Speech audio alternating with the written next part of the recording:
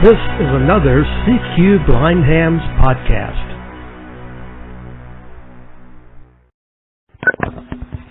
Hi, this is Buddy KB8ELV, and today I'm here to review and talk about the Retevis RT8 DMR and FM transceiver. This is a handheld radio, and it's you can get it in either VHF or UHF models, so it covers either 136 to 174 megahertz or 400 to 480 megahertz. I think most people are probably going to get the UHF one, which covers the 400 to 470. One advantage that the UHF model has over the VHF one is that it will hold more contacts, or it has no, I guess it actually has more memory built in, so that it can hold the entire Brandmeister database that can be downloaded to it with the MD380 tools. The VHF model doesn't have that much, and anyway, I think most DMR activity on the amateur bands is on UHF. I have here the UHF model of the RT8, which was provided by Retevis for me to review. Thank you, Retevis. They had a contest in October where they were giving away 8 different radios, 4 RT8s and 4 of another kind for review. And I proposed to do either a blog post or an MP3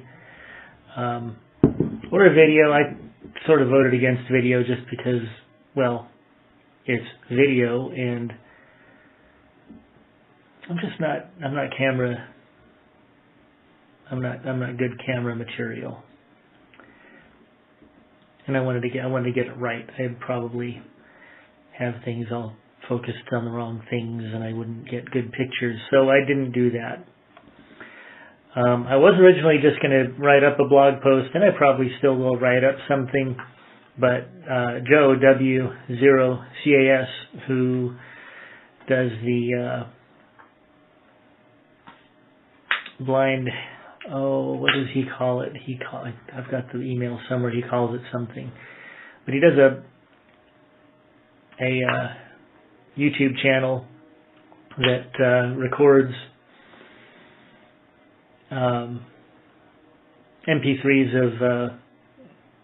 MP3 reviews of different equipment and different helpful things for blind hams, and he asked me to do one, so I think Retevis may like that a little better than a written blog post. So that's what I'll do initially, and maybe we'll do the other as well. Of course, anyone can email me if they have any questions. Admittedly, I'm not a DMR expert. There are lots of people out there that know a whole lot more about it than I do, and chances are I would say contact them. But if you have questions that I can answer, I'm happy to do so. My email address is buddy@brannan.name, it's BRANNAN, or KB5ELV@ARRL.net. So let's dive into this thing. So the RT8, Retevis RT8 is basically it's the TYT MD380, or I guess 390.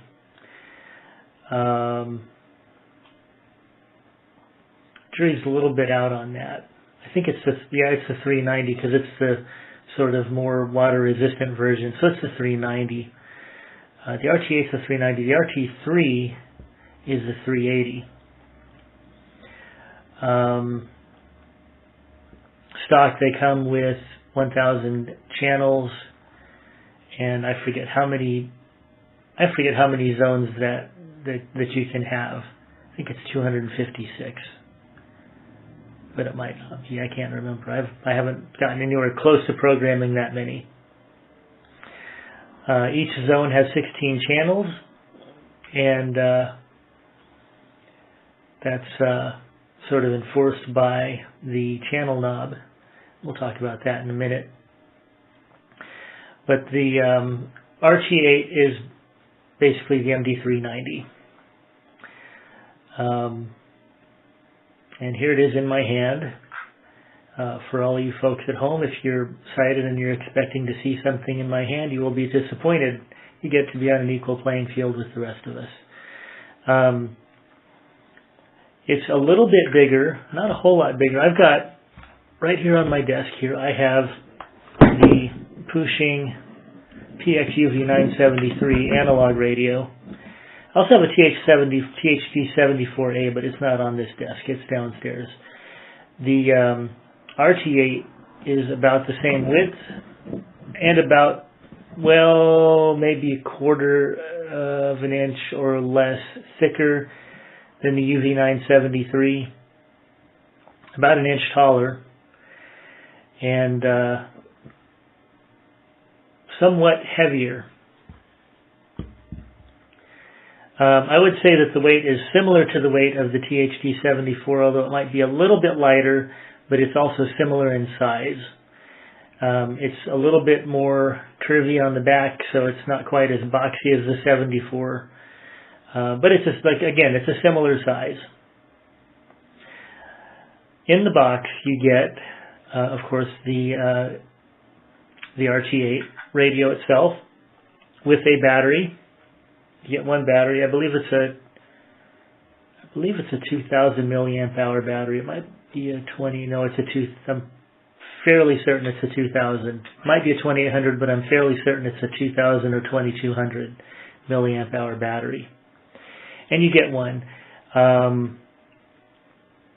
haven't checked this. I've got an MD380. I believe they may use the same batteries, but if they don't,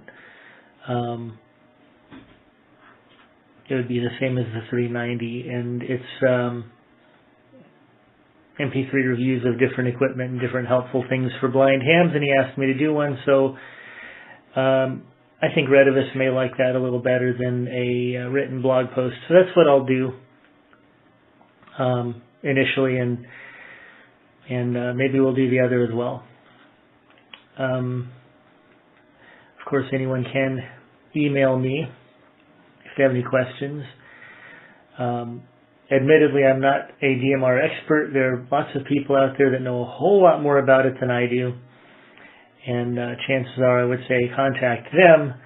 But if you have questions that I can answer, I'm happy to do so. My email address is buddy@brannan.name, it's BRANNAN, or KB8ELV@ARRL.net.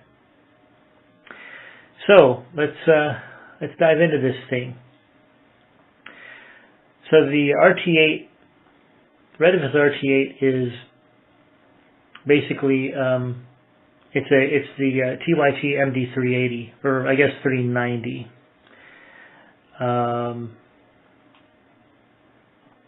Jury's a little bit out on that. I think it's the 390 because it's the sort of more water resistant version. So it's the 390. The RT8 is the 390. The RT3 is the 380. Stock, they come with 1,000 channels, and I forget how many zones that you can have. I think it's 256, but it might not be. I can't remember. I haven't gotten anywhere close to programming that many. Each zone has 16 channels, and that's sort of enforced by the channel knob. We'll talk about that in a minute. But the RT8 is basically the MD390. And here it is in my hand. For all you folks at home, if you're sighted and you're expecting to see something in my hand, you will be disappointed. You get to be on an equal playing field with the rest of us. It's a little bit bigger, not a whole lot bigger. I've got, right here on my desk here, I have the Pushing PXUV973 analog radio. I also have a THD74A, but it's not on this desk. It's downstairs. The RT8 is about the same width and about, well, maybe a quarter of an inch or less thicker than the UV973. About an inch taller. And somewhat heavier. I would say that the weight is similar to the weight of the THD74, although it might be a little bit lighter, but it's also similar in size. It's a little bit more curvy on the back, so it's not quite as boxy as the 74. But it's just again, it's a similar size. In the box, you get, of course, the RT8 radio itself with a battery. You get one battery. I believe it's a 2,000 milliamp hour battery. It might be a 20. No, it's a 2. I'm fairly certain it's a 2,000. Might be a 2800, but I'm fairly certain it's a 2,000 or 2,200 milliamp hour battery. And you get one. I haven't checked this. I've got an MD380. I believe they may use the same batteries, but if they don't,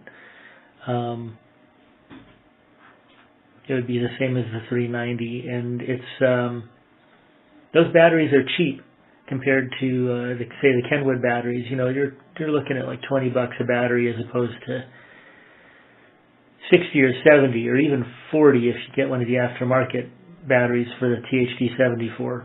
So batteries are cheaper.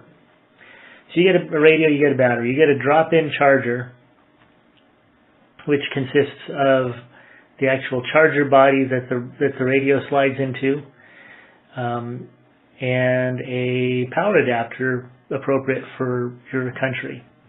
I got a US one because I'm in the US. One thing I want to note here is that the radio definitely has a very positive, very tight fit into the charger. You're not going to have any wobble. It's going to be very definite when you slide that in and it's charging. Very, very definite, very solid feel when you stick it in the charger. You also get two antennas. One short one that's maybe 4 or 5 inches tall. Something like what you would expect to get on most handhelds, and then a very long one, something more like 12, 14, 15 inches. Like the extended rubber duckies that you can buy from Comet or Diamond or one of those kind of places. And you get both. My suspicion is that these are dual band antennas. These look very like the antennas that came with the TYT TH8000D that I got last year. And that's the dual band radio. And these look a lot like that. My suspicion is they're dual band. And putting the extended one on my THD74 and going to 2 meters and accessing a couple of repeaters there sort of bears that out. Okay, so you got the battery, you got the charger, you got 2 antennas, which is kind of neat that they include both. You get a programming cable, or I got a programming cable. The website says that they include that as a free gift. So I don't know whether that comes standard or not. I suspect it does. If it doesn't, excuse me. If it doesn't, programming cables are also not very expensive. I don't think this is a serial to USB cable. I don't think it's a serial conversion. I don't think it's got like an FTDI or prolific serial chip in it. I don't know what it has in it because it's a little bit bigger than just a standard USB connector on the USB end. So I'm not sure what it is, but I don't think it's a serial cable, because when I look in my device manager, when I plug it in Windows, nothing gets recognized until, first of all, until the radio turns on, and second of all, when you turn the radio on, and it gets recognized, it's not recognized as a serial port, it's recognized as something else, and I can't remember what that is at the moment. If anyone's really interested, I can find out. I doubt anyone's really interested. Besides that, there's one other thing that you get in. Oh, of course, you get a box or a manual and a warranty thing. But I also found one other surprise, which unfortunately I haven't gotten around to testing yet, but I'm sort of looking forward to trying it. And that is that it came with a headset, single ear, earbud type headset that's got a hook that hooks over your ear and sticks in your ear and plugs into the radio, and it's got a remote inline push-to-talk button that you can clip to your shirt collar or your pocket or what have you. Push-to-talk button on it feels pretty solid. It actually feels like a fairly high-quality earbud, headphone, certainly of higher quality than I got with my Baofeng UV5R, which also came with a similar thing, but definitely not quite as heavy duty as this thing was. But yeah, I'm looking forward to trying that, but I haven't done it yet. So that's what you get in the box. Oh, and a belt clip. I forgot about the belt clip. Now the belt clip deserves some mention. I had to get some help putting that on. Angie helped me put the belt clip on. Putting the belt clip on is not at all straightforward. Good news is that it's got a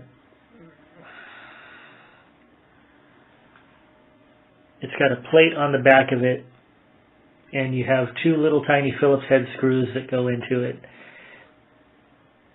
So it looks like it's a sturdy belt clip, and it's a long belt clip. So if you wear a wider belt, I think you're probably not going to have trouble with your radio coming off your belt. Also, it attaches to the back of the radio, not to the back of the battery, which is nice. That's a good thing. The bad thing is that to get to the screws, they're not on the sides of the belt clip. They're sort of on the back, and they're accessed through very small holes that are in the belt clip. So I think what the idea is, you know, it would have been awesome is if they had actually included a screwdriver that was the right size, but they didn't. So the idea is that you put the belt clip on with the battery not installed. Like you don't put the battery in. And then the plate lines up with the back of the radio, and then you take your screwdriver, stick it through the little hole in the back of the belt clip, tighten the one screw, stick it in the other hole on the other side, and tighten the other screw. These are very small holes. Unless you have very small screwdrivers, your screwdriver may not fit, and that's the problem that we ran into, and gave us some small amount of trouble.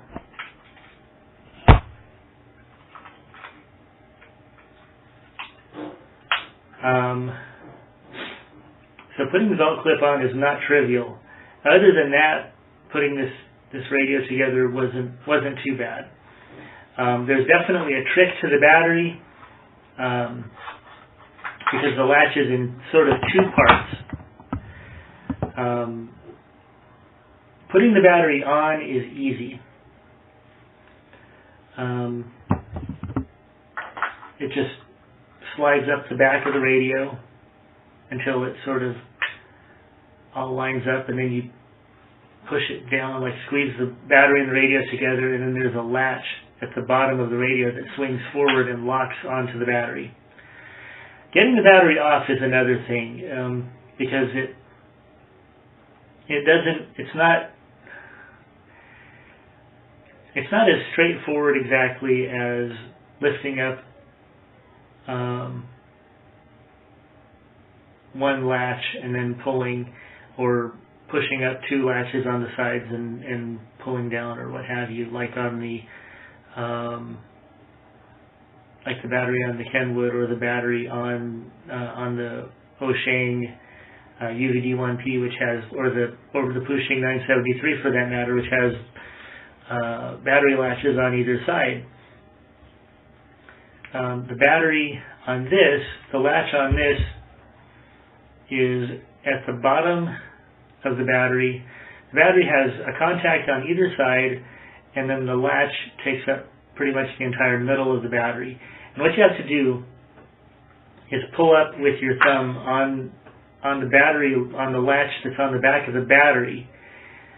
And what happens then is that the latch on the radio springs open and swings down, and then you can pull the battery out. You pull it up, which pulls the belt clip open a little bit, and then you just pull the battery out from the bottom. I mean, it's easy once you know how, but it took me a minute to figure out the mechanism. I suspect all of this is to help with water tightness, which brings me to the other part of setting up the radio, which is the speaker mic connection, which is also the programming cable connection. Most of these radios have a rubber cover that you can just sort of open with a thumbnail, pull it down, plug your thing in, there you go. Not so with this one. It does have a cover over the speaker microphone connectors, but it's a screw-on cover. So there's a screw at the bottom of the cover, which Kenwood has something similar. They have a screw. No, it's not Kenwood. It's the 973 that has something similar. It has a screw at the bottom of it, but with the Pushing, there's no need to remove the cover by taking the screw out. It's just there to hold in the cover, but you can open it and pull it down. Now with the RT8, you have to actually unscrew the screw at the bottom of the cover, which you can do with your fingers, especially after you've done it the first time. It does have a flathead screw slot in it, so you could use a screwdriver, but you unscrew it, and then you pull it up from the bottom. You can't pull it up from the top because there's a little tongue in the top of it that goes into a slot to allow you to fully close the cover. So you unscrew the screw, and then you have to sort of pull up.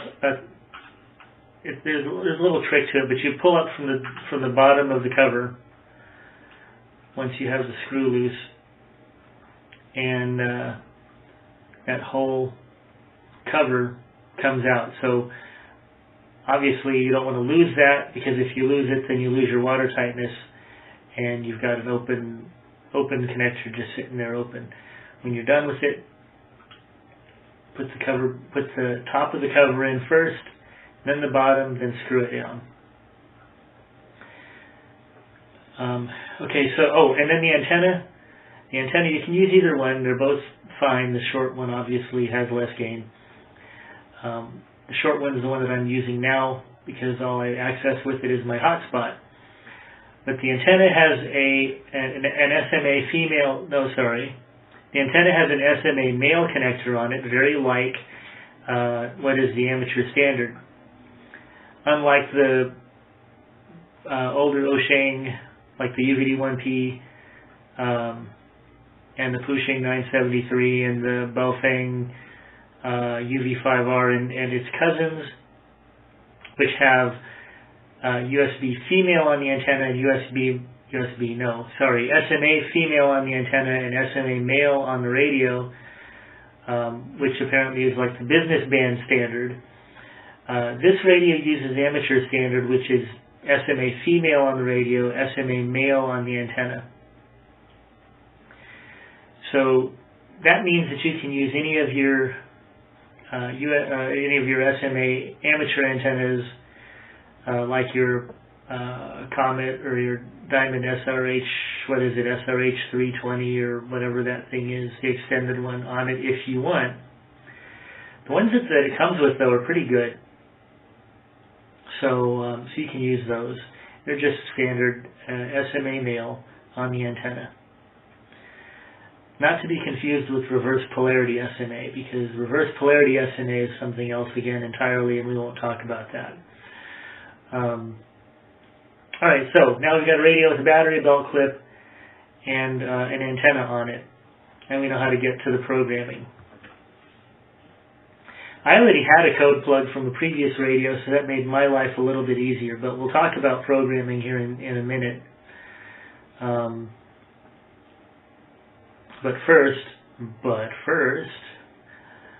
here, let's do a physical description of this radio. Like I said, it's a little bit taller than, say, the Pushing UV973. I would measure it against my Baofeng UV5R, but my Baofeng is in a box, and I don't have it handy. But it's similar in size to the THD74, perhaps not quite as thick and perhaps not quite as heavy. On the top of the radio from left to right, there's the antenna connector, which has an antenna on it, the channel selector knob, which really, yes, it's only a channel selector knob, and the on-off volume control. The right side of the radio only has the speaker mic connector on it, which also is used to program. The left side has a programmable button, push-to-talk button, and then another programmable button on it. The front of the radio has a speaker and microphone at the top, a fairly large display, which is, again, probably about the size of the display of the Kenwood 74, maybe a little smaller, but certainly bigger than in the analog radio. Probably takes up a good third of the radio. The bottom third of it, you know what, it's about the same size as the keypad. Keypad is a standard 16 button DTMF pad, although the display or the configuration is of the more modern, quote unquote modern type that Osheng has used and that Baofeng has on the UV5R. That is to say, A, B, C, D across the top, 1, 2, 3 star, 4, 5, 6, 0, 7, 8, 9 pound. There is no dot on the 5 key. By the way, TYT/Retevis, I would say one thing that you could do to easily make the radio more accessible without inconveniencing anybody would be to put a dot, a prominent tactile dot on the 5 key. That would be super, super, super awesome. This radio doesn't have that.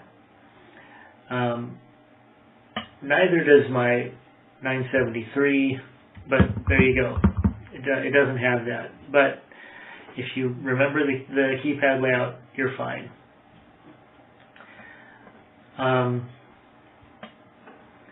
So I want to talk a little bit now about programming, because programming is actually what makes the radio do what it does. You can do a lot of that from the front panel, especially with MD380 tools installed. But it's a lot easier with the programming software. Not to mention that without the MD380 tools, you sort of have to program channels. So for a blind operator, it appears you need a couple of things, all of which are free. My favorite four-letter word, free. The first thing is the programming software. Now the programming software comes, oh yes, I forgot to mention, this fell over. I forgot to mention that you also get one of these little miniature CDs in the box, and the miniature little CD has all of the TYT software on it for pretty much all of their radios. So you put that in, the MD390 folder has the MD390 software, and the USB cable driver is on there somewhere, although I went ahead and downloaded it off the internet, but it's there. To get at some of the software, you may need to download 7-zip or something similar, because they use the somewhat less common .rar file compression to archive their installers, some of their installers. So you might need to get 7-zip or something similar to open those. So you need a couple of things. You need the programming. You need the USB driver, which is a pretty straightforward install once you find it. So you install that, and then you plug the radio in and turn it on, and Windows will recognize it. You need the MD390 programmer, which is on there. And with those two things, you can make a code plug. However, making code plugs is a little bit easier with a third-party programmer. The one that I got recommended by Patrick, KE4DYI, is called the N0GSG Contact Manager. And indeed, it's fairly screen reader friendly. You will need to use your NVDA cursor, your JAWS cursor, your mouse manipulator of some sort to get to some controls. But they're easy to find and they're easy to manipulate. You can get that at n0gsg.com. So essentially what you're going to do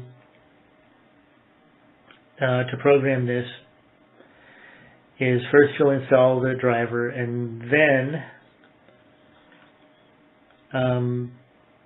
to make a code plug, you're going to read your radio. You're going to open the MD390 programmer. You're going to read the radio. So you'll plug the, let's just go over here. You're going to plug the radio into your computer with the programming cable.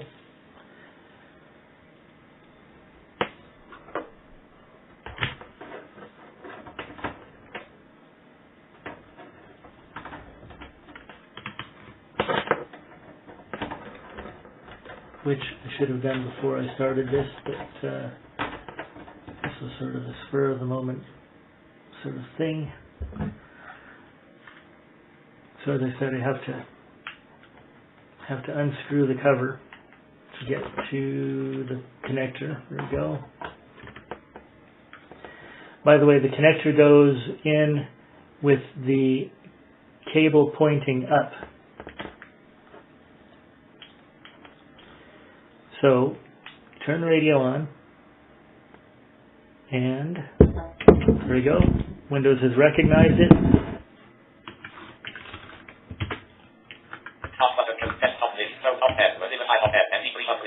Open the MD390 programmer after you've installed it.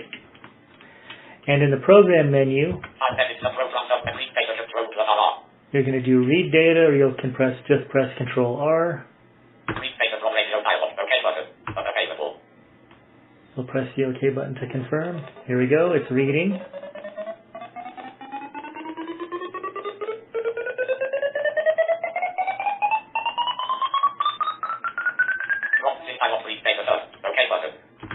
Okay, so they're Chinese, and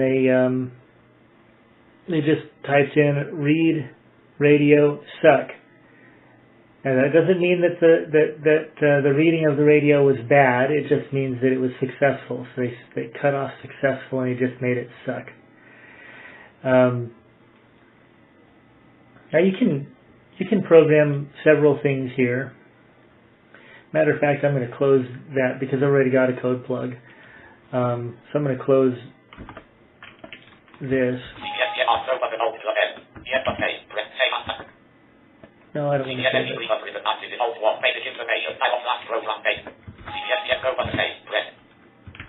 And then we go back in. I'm going to actually read my code plug here. So I'm going to do Control O for open. And I'm going to open my code plug.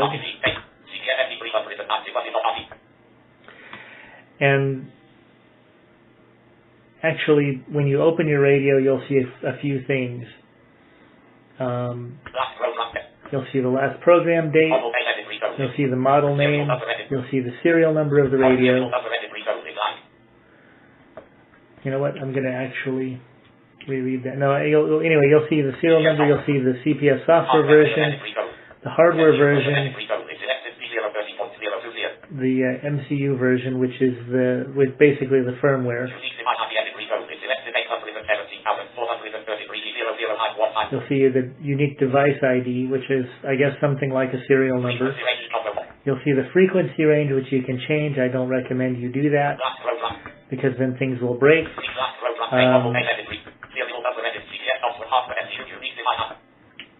And there you go. So,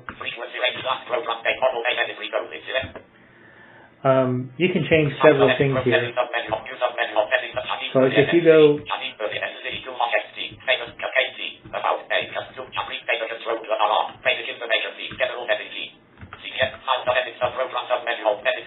to the edit menu, you can program several different categories.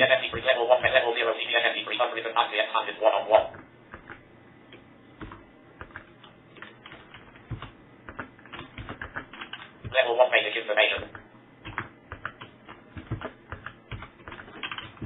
Okay. General settings block 30 left. And I can't remember how to get to this dialog. But there are categories here. Oh, I remember now. You have to. You have to sort of click.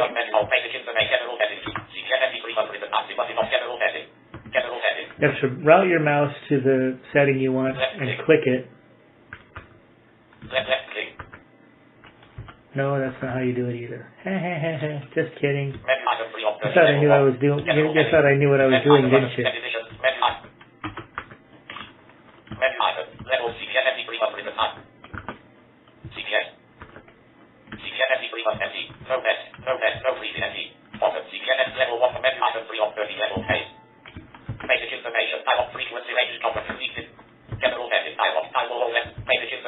Oh, here we go. It is Control F6. So if you open a category and then Control F6, you can eventually get to these different settings. Some of these are a lot easier to change with MD380 tools from the keypad. For example, changing the function of the side buttons is a lot easier to change from the keypad once you can actually scroll through that and change those. But a lot of this stuff you'll want to just sort of set up once and then program into your code plug.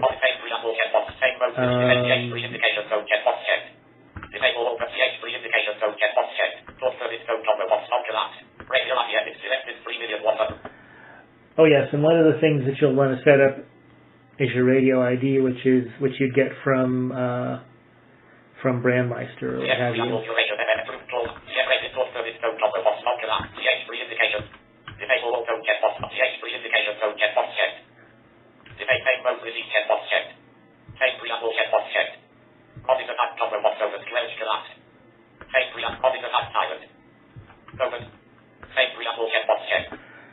So there are a few settings that you'll want to set up in this software before you start messing with actual putting in channels. Putting in channels on this software is not terribly easy.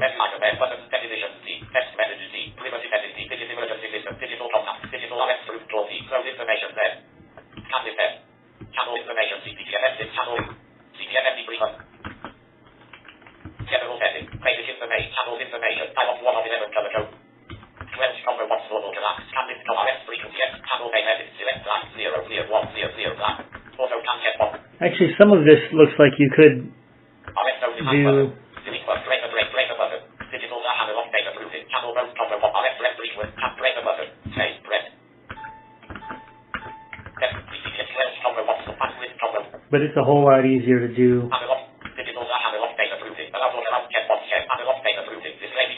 A lot of this is a lot easier to do with the N0 GSD software.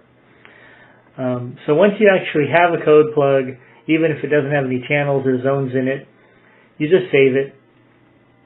Let's Control S, give it a name, and then open it again in the N0 GSD contact software.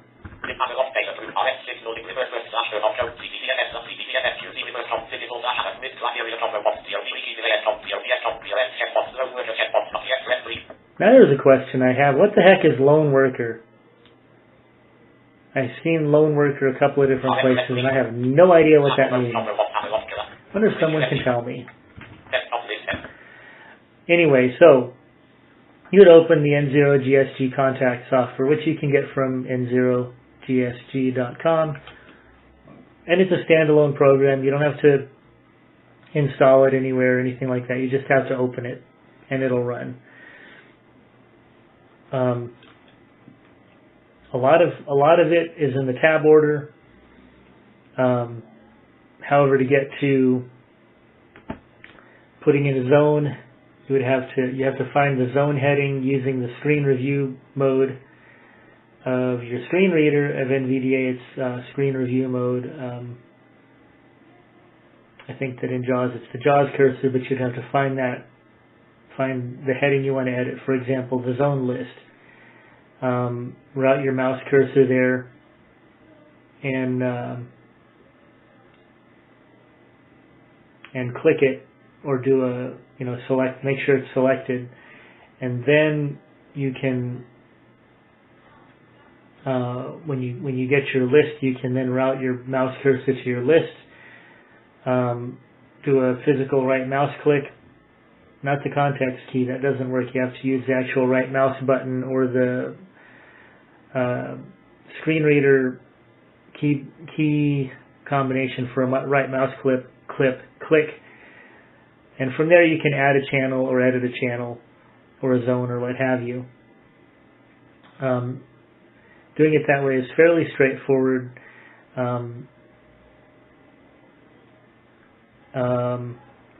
So you'd add your channels, and then you'd put your however many channels up to 16 in a zone.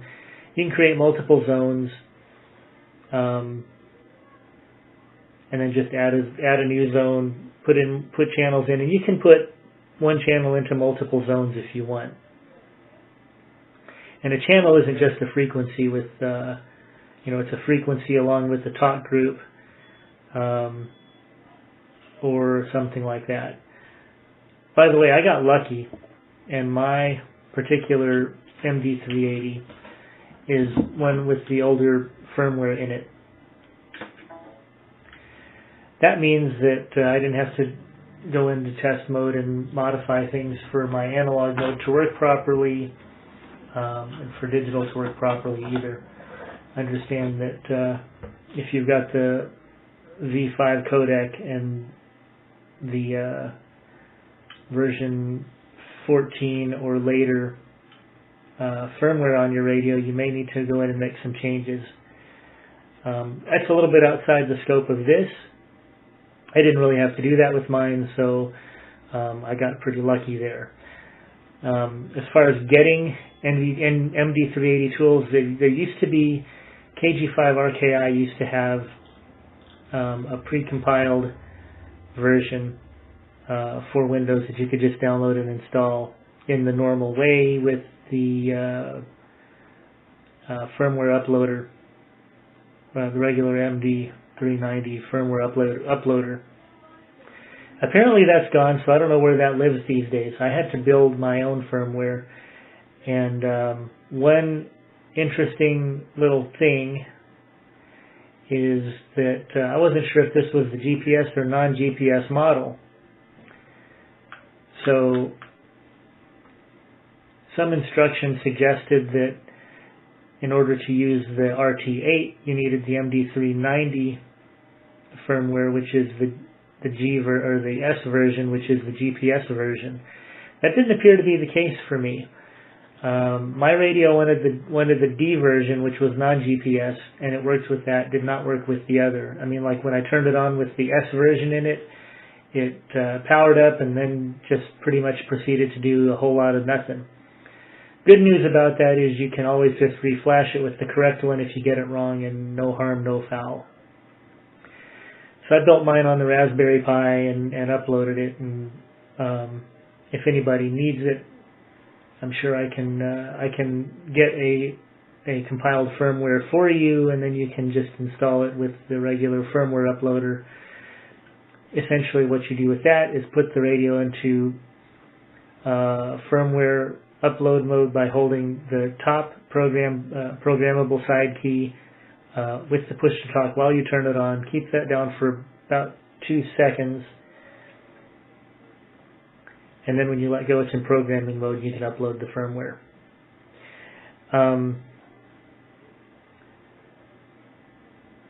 As I mentioned, this was going to be on a this was sort of with an emphasis on use by blind people.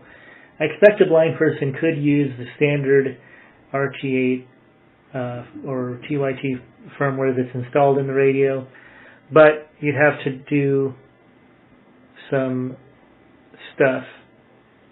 For example, setting up a zone with nothing in it so that the radio would just emit a loud continuous beep on every channel, and have that just as sort of a marker so you could tell what zone you were in and then count up or down from there. The reason that the MD380 tools is nice is that it will output most, though not all, data. Certainly all the menu settings, the zone number or the zone name, the talk group name, channel number, and so forth, all in Morse code. I have mine set at 40 words a minute. There we go. See? There's my analog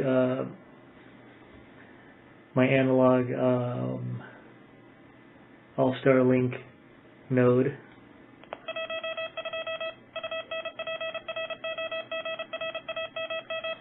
So that's channel 12 unprogrammed, but if I go this way,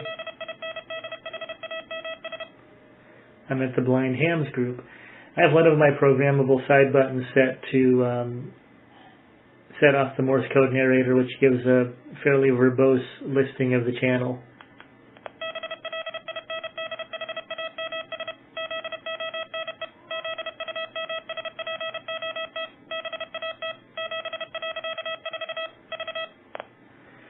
Which says blind hams, zone, zoom spot, battery 7.4 volts.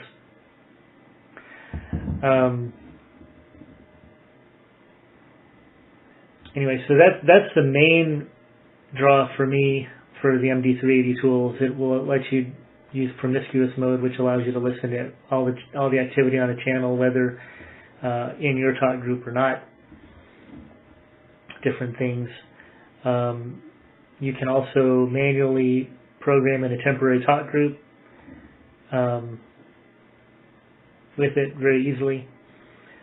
Different things like that. You can do a little bit more programming from the front panel, which I like. There's some things I haven't figured out. For example, I haven't figured out where to increase the menu timeout so that for longer Morse messages, it actually gives me some time to listen to the whole thing and actually do something about it, as opposed to listening to the whole thing just in time for it to time out.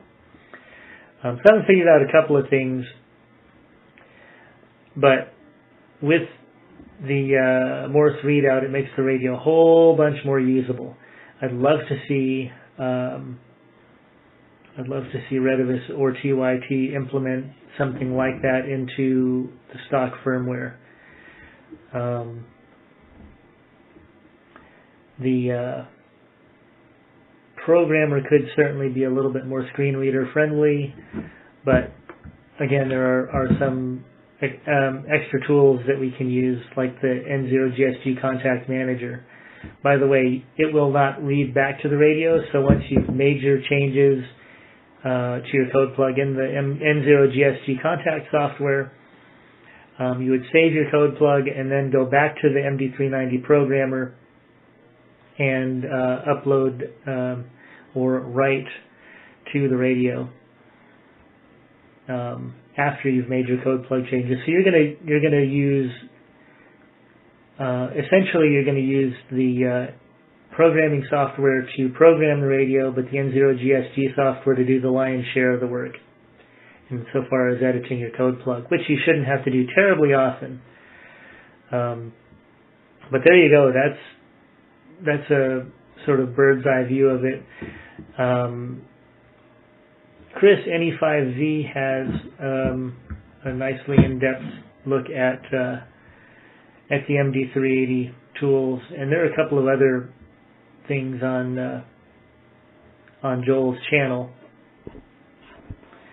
that I think will be very helpful for anybody that wants to do this. And I sure appreciate their help and guidance in this while I was getting this radio set up, because it's been a little while since I set up the MD380 about a year and a half ago. Gosh, was it that long? I guess it was that long ago. No, it was longer ago than that. No, it was 2 years ago. It was 2.5 years ago. It was about 2017 when I first set that up. So it's been a while. Things have changed a little bit. We've got a few more options.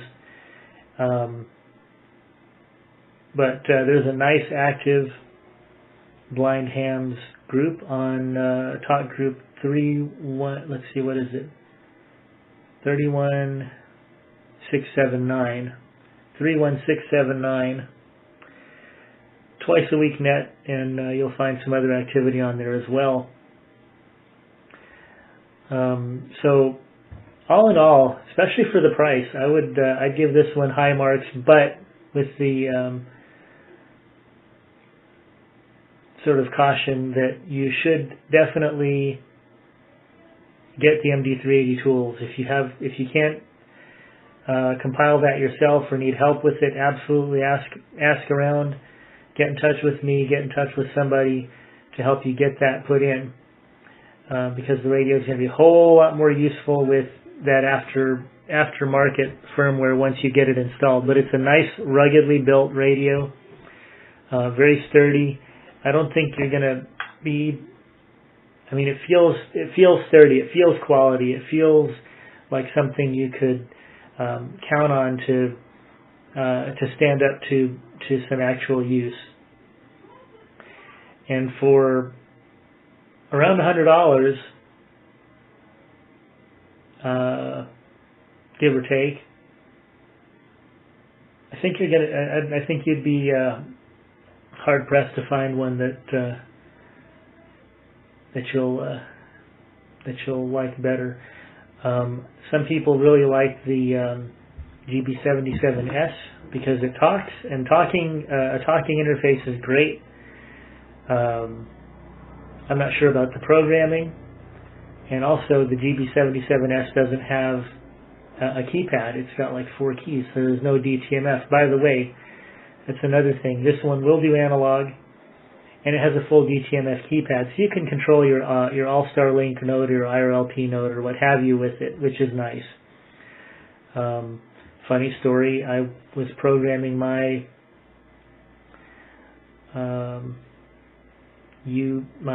All-Star Link node into it, but I misremembered the PL tone, so it wasn't working. I was getting nothing in and nothing out, and I thought I'd broken it. I thought that I had one of the problem child ones, something like that. No, it was just that I had the wrong CTCSF tone. Once I fixed that, it was fine. But it'll do analog, and it's got a full keypad. Programming in the channels, though, is pretty much an essential, because I don't think you can program the channels from from the keypad. At least I haven't been able to directly enter a frequency. In the program radio section, when you get to edit your channel, it seems like you can only adjust the channel with the up and down arrows. At least I haven't figured out what the trick is to actually entering it numerically. So I'd love some feedback on that from anybody if anyone's been able to do that. Otherwise, and I say once it's all programmed and everything, it's fantastic. And you get some more training to go with it. Somebody tells me that the UV380, the dual band version of this radio, the UV380, which I forget, I think it's the RT8 or 82 from Retevis, actually speaks channel numbers and zone numbers. And if that's true, that's fantastic. So that just means another option. But this is a good low-cost option. The audio on it is good. It's good and loud.